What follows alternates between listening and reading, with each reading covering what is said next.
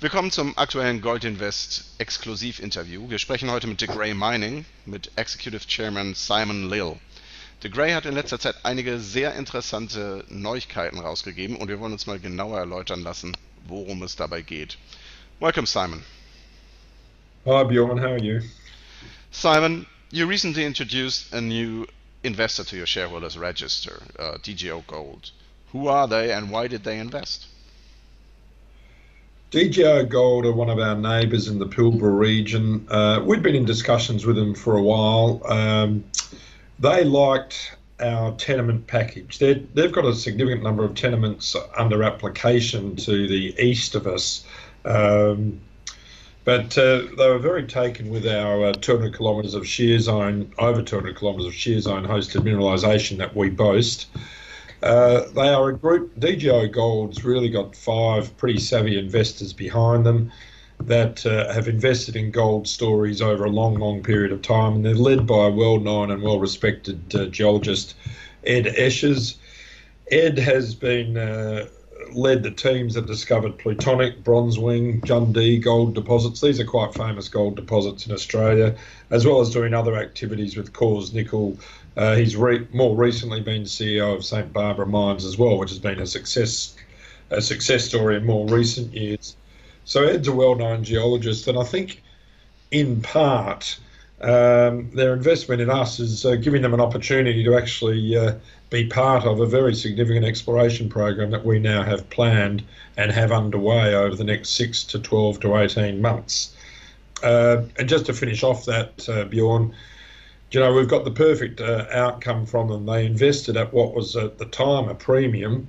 We didn't have to pay any broker commissions for it, and they've agreed to escrow their shares for 12 months because, as they said to me, they're in this for the long run. They're not here for a very turn. So it was a terrific outcome for us. Sounds like it. Sounds like it. Well, the Pilbara gold story continues to bubble along with ongoing acquisitions of tenements productive for conglomerates. However, De Grey, as you alluded to, continues to move forward with the Pilbara gold project based on structural gold. And you recently released some very interesting, very positive drill intersections. Can you tell us about them? Yes, Bjorn, well, part of our problem has been that everyone wants to understand the conglomerate story and haven't always been that interested in the structural gold. And we've been trying to say that we've got some wonderful structural gold here, and we've got a wonderful exploration package as well as an existing development package. And the results from Monday, they're all below 60 metres in depth. So we deliberately were drilling within an open pit shell rather than looking at depth. The resource that we were drilling, we were doing a bit of infill. It's got 140,000 ounces or thereabouts at 1.2 grams per tonne. So we're infill, and we're also doing some extensional. And within, it's a shallow drill horizon, but we've got some terrific hits, and I'll just read some of them out for you. 8 metres at 12.1 grams per tonne, 15 metres at 5.3, 12 metres at 7.3. And all of these, as I say, they're starting from 30 metres, or some of them are starting from 4 metres. So they're excellent shallow hits that should enhance that resource further, should increase the resource, and maybe increase the grade as well. We won't know that until somebody's done that analysis. There are still outstanding results coming from Berghaus, and we've also got the rig going back there to do further drilling as a result of those results. But I think finally those results may have caused a few people to actually start taking some interest in what we're doing structurally. As a part of only jumping on the conglomerate gold story. Yes. Yeah, it certainly sounds like very good results. We'll be looking forward to hear more. Can you tell us a bit? You said you're going to do more drilling, so there is the mineralization open? Where do you see more potential? Yes, well, certainly at Berghaus, we had some extensions that were coming up where we've really discovered new lodes at Berghaus as well. And as I said, all of these things are open at depth, and 70 metres, I mean, if we can get it, an open pit can go a lot deeper than 70 metres. So we'll also be looking at extensions at depth rather than necessarily in the first instance 300 or 400 metres, maybe down to 120 to 150 metres, which in our world still not really that deep. And that's at Berghouse. Look, apart from that, we've also been drilling at Molina, Taurana and Amanda. Amanda's a resource that hasn't been drilled for since 2004, I would suggest. Back then it had some very, very high grade intersections. It's shown as a resource of 35,000 ounces. We think it's got a lot more potential than that, and we're very interested to see how those results come back as well. So it's on the same trend as as our main pit, the Wingina pit. It's about 10 kilometres from Wingina, and there's a series of interesting intersections in between Wingina and Amanda as well. But look, we've got those results should be forthcoming over the next 2 to 3 to 4 weeks. Okay, so we'll be looking forward to it. Now, the Pilbara Gold Project is developing extremely well, but you also, as we mentioned, have an interest in the conglomerate gold story. How are you progressing there? And look, we will recognise that we get invited to a lot of conferences at the moment, and they want to hear about the conglomerate story because it's almost been mainly a North American story, actually, that the Australian brokers and the Australian fund managers, etc., haven't really picked it up. And now that they've been late to pick it up, I think they're not necessarily believers. The conglomerate story has been led by Novo, and I think the Novo share price has been very, very firm in recent weeks. It's been underpinned by Kirkland Lake, the major Canadian gold, acquiring $20 million worth of shares recently from another Australian company called Artemis. And the market is certainly awaiting the next Novo results. The Novo share price would indicate that they're going to be quite good. So that will certainly influence the conglomerate stories in the Pilbara. I will note that there's been recently significant packages of land being picked up by another Canadian company called Payton, I think is how you pronounce it. I'm not exactly sure. So that shows the Canadians are still being acquisitive in the area. I noticed that Kairos in the share price, that's another participant in our area, went for a significant run. I have no idea why, but that might also be indicative of things. So the conglomerate story is bubbling along still, absolutely.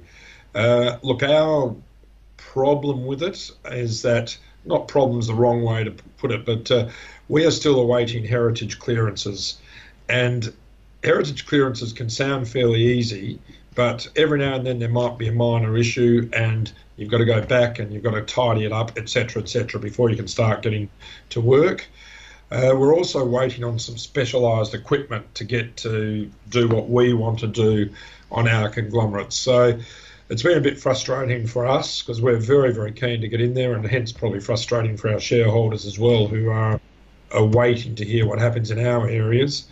So look, with the specialised equipment underway, we may not get into it until early July. We've probably been telling the market hopefully June, but it might be a little bit later than that. So we'll keep them informed as to when we might get into it.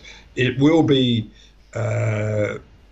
we believe that results from it, once we get to work on it, will be fairly quick to come out, because we're not necessarily going to go to the detailed analysis that Novo seem to be doing at the moment.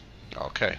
Well, we'll see how that goes. We'll be sure to check in and see how you progress there.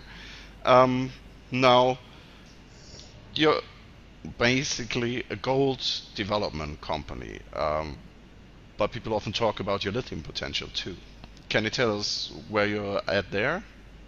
Look, it's also interesting in the area, and we do have to present ourselves as being a gold development company. We don't, but we have just recently drilled our lithium deposit, only a couple of diamond holes, so we're trying to get some core so we can learn a lot more about the deposit and the mineralisation, the mineralogy of what we have.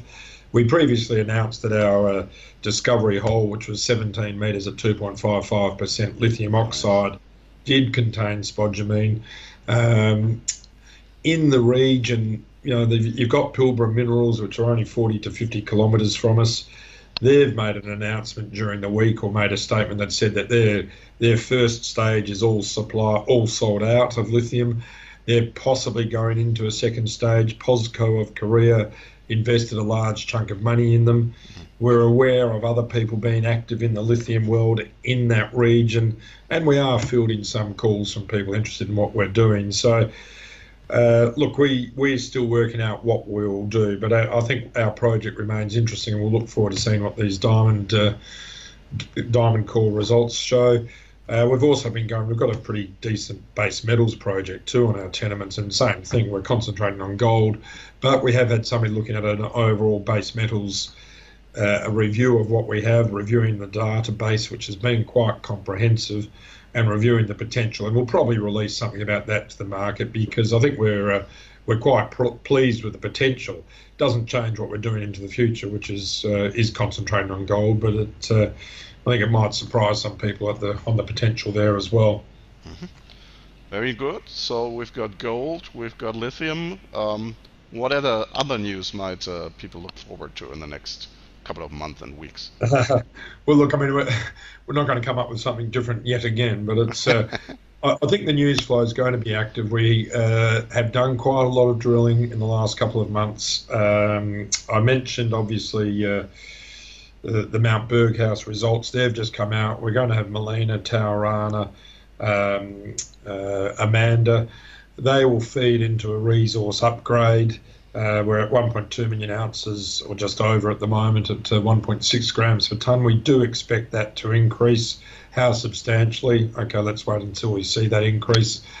So there'll be resource upgrades, there'll be metallurgical results coming through. We've been doing a lot of metallurgy behind the scenes as well, which is always important.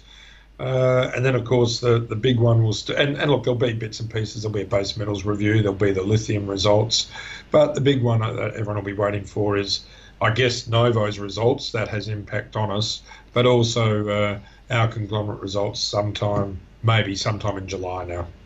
Well, it seems like the story's going to pick up speed again. We're certainly looking forward to a good news flow, and thank you for taking the time and telling us about it. Okay, thanks very much, Bjorn.